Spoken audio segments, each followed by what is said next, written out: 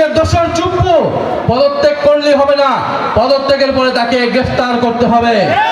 কারণ গণহত্যায় তার সমর্থন রয়েছে, দুর্নীতিতে তার স্পষ্ট প্রমাণ রয়েছে যে দুর্নীতিবাদ।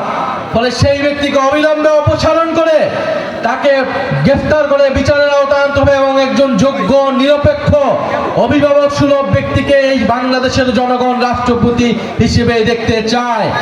পদত্যাগ করবেন। রাষ্ট্রপতির এত বছর পরে মনে হলো তার পদত্যাগ করা প্রয়োজন।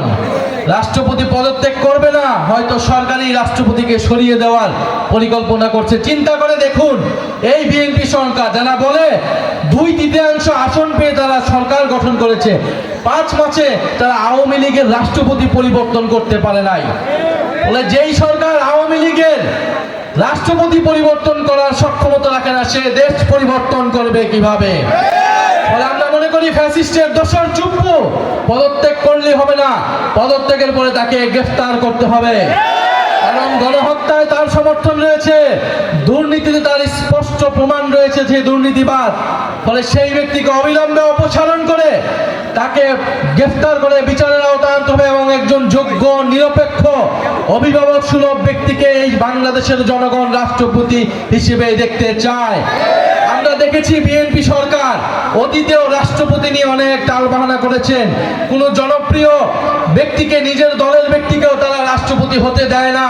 তারা এতটাই ভয় পায়, সবকিছু কুক্ষিগত করতে চায়, সবকিছু নিয়ন্ত্রণ করতে চায়। আমরা দেখব বিএনপি সরকার এবার কাকে রাষ্ট্রপতি নির্বাচন করে। কোন অযোগ্য লোককে রাষ্ট্রপতি যদি নির্বাচন করে, জনগণের এই সরকারের উপর তো কোনো আস্থা নেই, আরো সম্পূর্ণ রকমভাবে সকল আস্থা চলে যাবে। ফলে প্রিয় জামালপুরবাসী, আমরা স্পষ্টভাবে কয়েকটা দাবি নিয়ে এসেছি। গণভোটের গণরায় বাস্তবায়ন করতে হবে। তরুণদের যে কর্মসংস্থানের দাবি, আপনাদের প্রত্যেকের বাসায় তরুণ রয়েছে, তরুণী রয়েছে যারা শিক্ষা দীক্ষা লাভ করেছে কিন্তু দেশে কোনো চাকরি নাই। এই সরকার বলেছিল 18 মাসে 1 কোটি চাকরি নিশ্চিত করবে, 5 মাসে তার নিশ্চিত কয়টা করেছে? 0টা করেছে।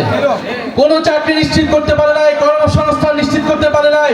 পৃথিবীর কোন দেশ এই বর্তমান সরকারকে কোন ধরনের লোন দিচ্ছে না, ঋণ দিচ্ছে না, সহযোগিতা করছে না। চীন সফর করে এসেছে, শূন্য হাতে দেশে ফেরত এসেছে। কারণ এই সরকার সংস্কার বাস্তবায়ন করছে না, জনগণের ম্যান্ডেট 70% সেটা বাস্তবায়ন করছে না। এই সরকারের উপর থেকে সকল ধরনের আস্থা চলে যাচ্ছে। ফলে কোন দেশ ওই সরকারকে সহযোগিতা করতে প্রস্তুত নয়। তারেক রহমান কোনো সহযোগিতা পাবে না যদি না তিনি জাতীয় ঐক্য দেখাতে না পারেন। যদি জাতীয় ঐক্য না থাকে, বাংলাদেশ ঘুরে দাঁড়াতে পারবে না, বাংলাদেশের অর্থনীতি ঘুরে দাঁড়াবে না, বাংলাদেশের আইন শৃঙ্খলা পরিস্থিতি ঠিক হবে না। আমরা এখন ঐক্যবদ্ধভাবে কাজ করতে চাই, দেশটাকে পরিবর্তন করতে চাই।